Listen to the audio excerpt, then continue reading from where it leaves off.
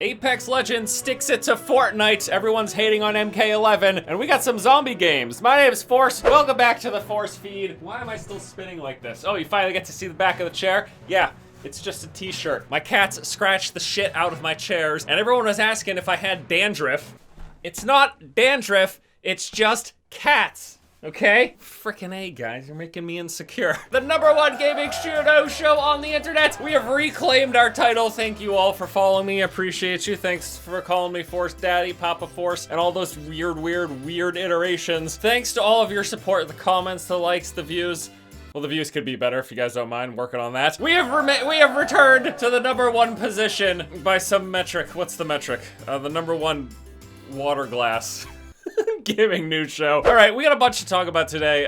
First off, I want to talk a bit about Apex Legends sticking it to Fortnite. And no, I'm not talking about number of players. I'm not talking about popularity. I'm talking about crunch time once again. So you guys remember in the last video, we talked a bit about the article that came out kind of outlining some of the issues that Epic Games was having with crunch time around Fortnite. Fortnite's a really popular game. They're trying to keep it popular. And so there are employees there working 70, 100-hour work weeks. Now, whatever you think on that particular topic, we are getting the developer of Apex Legends seemingly responding directly to it. So during the Games Beat Summit this week, Respawn's CEO Vince Zampella said there are a lot of people that are like, hey, where's the weekly updates? Fortnite does this, and it's like, we're not set up to do that. We never intended to. They resisted plans to ramp up content production or hire new staff after their initial boom. I'm sure you guys remember when Apex first came out, it was insanely popular and they got huge numbers, like 50 million new players in the first month. It was pretty ridiculous growth. Even with that, they basically didn't want to push too hard. He went on to say, the thought was, hey, we kind of have something that's blowing up here. Do we want to start trying to drop more content? But I think you look at quality of life for the team. We don't want to overwork the team and drop the quality of the assets we're putting out. So instead, they're focusing on season by season content updates, and they're going to try to improve on what they did on season 1. There was a lot of pushback for Apex specifically that the first season wasn't that impressive. And yeah, there's a lot of the community saying that they're kind of slow with their content updates. Now, Respawn did just post an update on their future plans for Apex Legends, which include improving server performance, audio issues, dealing with cheaters and hit registration, along with plans for new content to keep the game fresh. And in that same post, they addressed issues of content pacing, saying, we know that in addition to addressing issues with the game, everyone is hungry for us to add new content. The studio culture that we've worked hard to cultivate and the health of our team are very important. We take those things into account when we discuss our content roadmap, the production schedule, and the frequency in which we can update the game. Again, here's the issue. Whether or not, you know, I got pushed back in the last episode when I was talking about like 70, 100-hour work weeks and how it's not really good, it's not healthy for people. And some of the kickback I got was people like, if you want to work 70 or 100 hours and make all that extra money,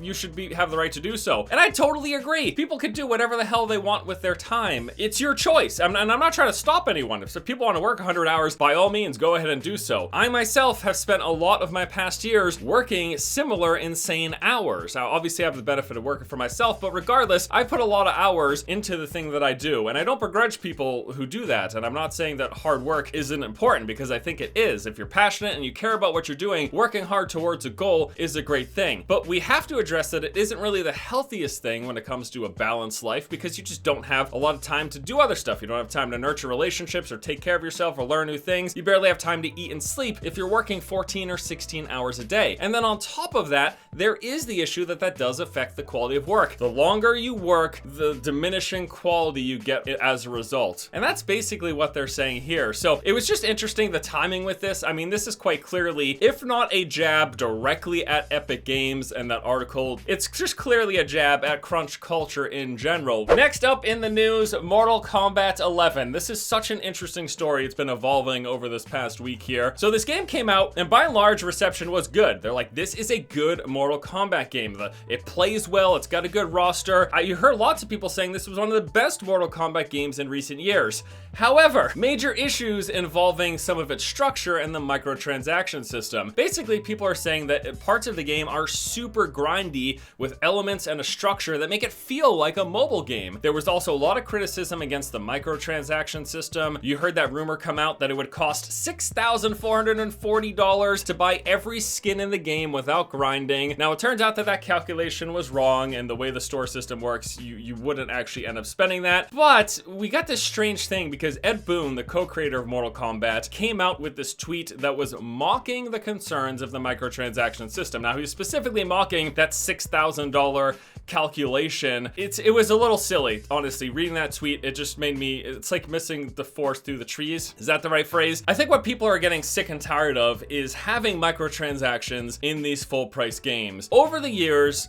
myself included, I've been willing to dismiss this stuff. You look at a game like Overwatch, a game that I loved and I played a lot of, and I'm like, yeah, this is a full price game that has loot boxes. It's got these microtransaction cosmetic systems. For the longest time, I just dismissed it as it's just cosmetics. And in many ways, I still feel that way. If it's just cosmetics, who really cares? But I think that as a new game comes out after new game after new game, all of these games that we're paying full price for that also have these microtransactions on top of them, there's just a fatigue setting in, and it's like this grindstone, and as time goes on, it wearing us down further and further. It's breaking through that layer of tolerance for these systems, and people are just getting fed up with them. Now, there's obviously the whole side to the conversation of, well, these game companies need this extra money, this extra revenue. The base price should maybe go up to $70 or $80, or maybe we need subscription models. That is a whole nother conversation, and whatever the financials are and the realities of trying to pay for these games development, it doesn't, I don't think, change the fact that people are just frustrated. I'm sorry, Mr. Ed Boon, you're much more of a creative person than I am. You've done amazing things making these video game franchises. I don't think mocking the pushback that we're seeing from players being like, I'm so fucking sick of microtransactions in full price games. It's just a matter of time. I think this is gonna keep happening. It doesn't even matter if this is the most egregious example or not. You could probably point to 1,000 other games that are much worse with their microtransaction systems than this. I don't think that that's what matters. What matters is this is a game that people care about. It's a franchise they care about. They already spent money on it, and to play this game and see these systems and this structure in place that make it feel like this grindy mobile game that has microtransactions in it, people are just fed up, and they're gonna get more and more fed up as time goes on. I think it's safe to say. Now, this is also something that I'm just kind of viewing from an outside perspective, because honestly, I don't give a shit about fighting games. And last up in the news today, we got some zombie games coming out.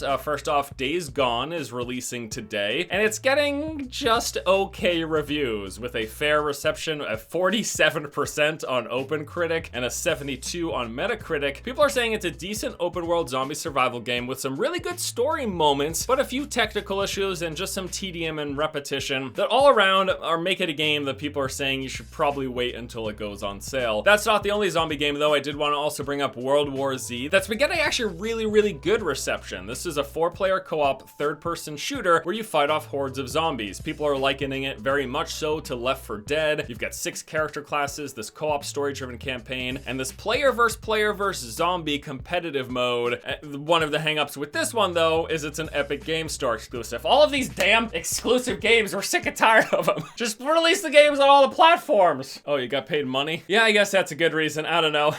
But that's gonna do it for today's episode of the feed. As always, I want to thank you all so much for watching. This has been a fun time. It's good. The force feed is back. There's something else I'm considering bringing back. There's a series that I did in the past that I'm considering bringing back for Fridays. We'll see what happens. All right, thanks for watching. I'll see you later.